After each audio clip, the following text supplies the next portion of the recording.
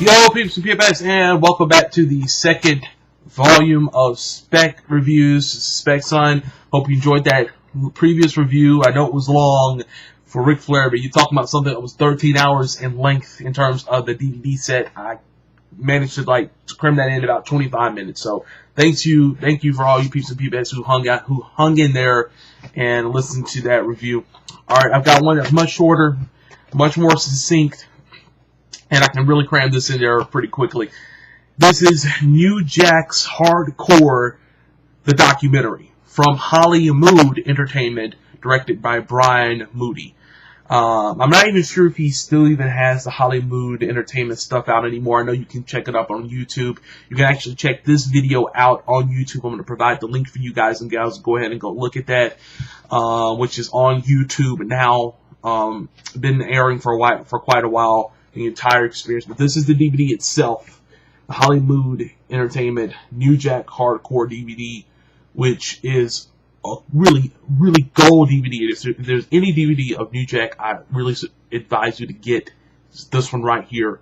I believe at the time you could get this on retail about $19.95, but like as I said before, I think you can get it free now on YouTube. I'll provide the link for you guys and gals under the description, on the description box for you guys and gals to check out. This is just a fantastic DVD. I've watched this probably 10 times since obtaining it in about 2006 or 2007, I believe. This first came out, I believe, I'm looking at the back of it, but I believe it came out in 2006 is when it came out. Not too long after I purchased it. So I waited a while to get it. I didn't want to get it just yet, and I had seen New Jack's art video shoot DVDs, which were excellent, by the way. Go ahead and check those out.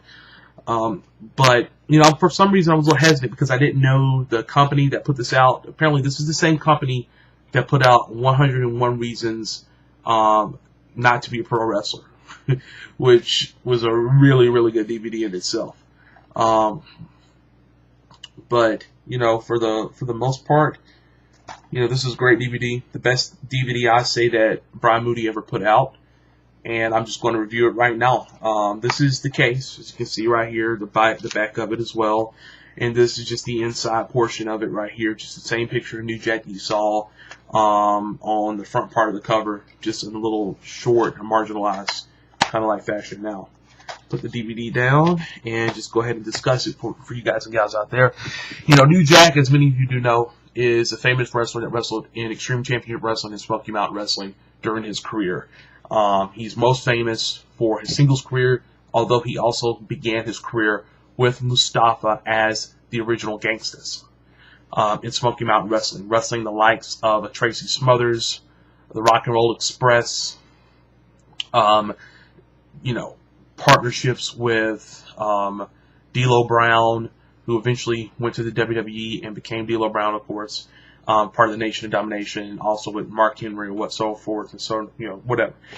During the first portions of this DVD, New Jack basically tells the story of how he was a bounty hunter and how he was legitimately arrested and charged with justifiable homicide.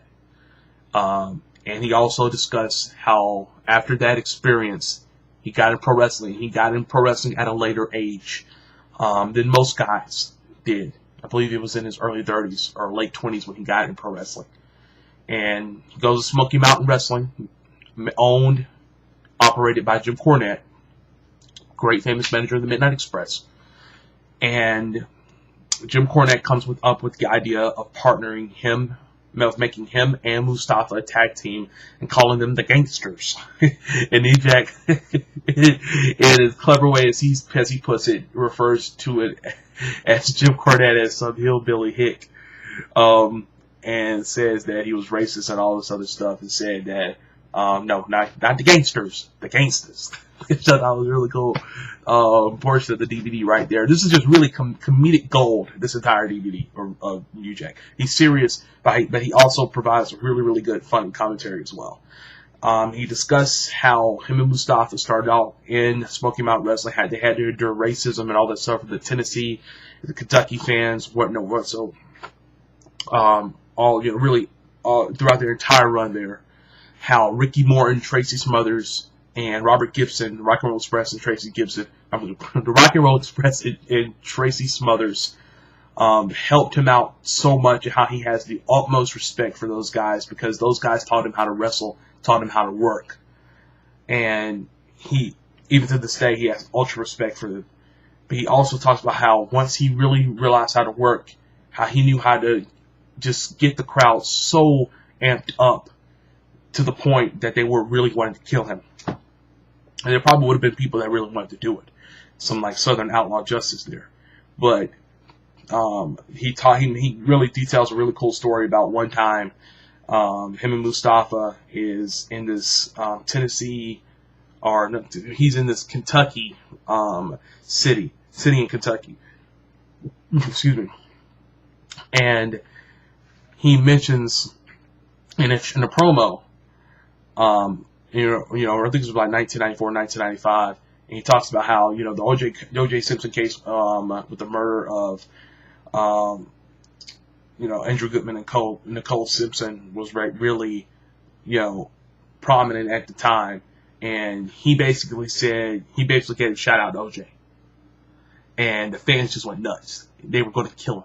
It caused such a riot in that little town that the cops put them in the back, I believe in the trunk of a car, and just got them the hell out of town. Which it was wow. It was that serious. And, to make a long story short, he talks about how he enjoyed his run in Smoky Mountain Wrestling. But he says that, he wanted to go to ECW. Paul Heyman approached him, and eventually he went to ECW, but not without controversy. Apparently, he didn't get him and Mustafa didn't give Jim Cornette the appropriate notice. Basically saying they didn't show up for their remaining shows. Prior, back in the old days, before you left the territory, you would give them notice. This is kind of like a week or 2 week notice. You'll run out, you'll finish your dates, and then you'll leave. Well, they never finished their dates. And to make a long story short, there was a lot of beef for a long time. Leading up to this DVD, there was still beef with him and Jim Cornette. That's kind of water under the bridge now. They kind of, they made up in a shoot interview that was conducted by RF Video, while Jim Cornette was also shooting a video for Kayfabe Commentaries. Go figure. And also, it was really, really, really good stuff going on right there. With Jim Cornette and the Gangsters and Paulie in that little triangle, of communication that just went nowhere.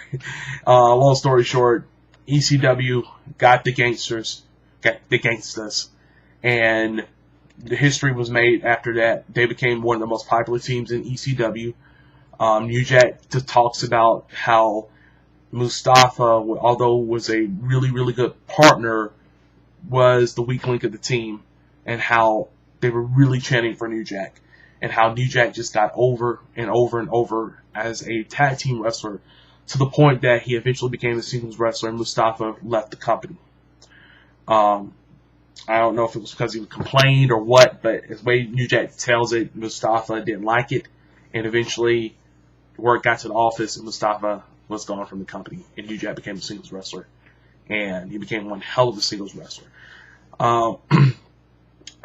In the DVD, and also detailing his ECW run, many of us who know New Jack, know his story, know about the mass transit incident, which occurred in 1996, I believe. Late 96, I believe, is when it happened. You had this big wrestling fan who was just 17 years old. He came in to replace Ian Rotten for a tag team match between the Gangsters and Devon Dudley. Excuse me. Between the Gangsters, Devon Dudley, and somebody else. Ian Rotten. And Ian Rotten didn't show up. They said his grandmother was sick or passed away or something like that. He couldn't be there. So they needed a replacement. Mass Transit, this big 300 plus 400 pound kid, 17 years old, says that he's a wrestler, who falsified his age on his application or whatever, on the documents that were presented to him, gets in the ring, tries to take over the match, tries to be the star in his hometown, and New Jack blazed the shit out of this kid. And the kid said he wanted color. New Jack said, gladly, I'll do it. And he just cut the hell out of him. There was a video of the whole incident not too long ago. I did see a little bit of it. They don't provide it here, of course. Maybe some legal ramifications or whatever, or they just don't have the footage. I remember seeing this on YouTube a long time ago, and it was like, wow, he beat the hell out of this kid. And you have a couple of people who comment on the whole incident, and they basically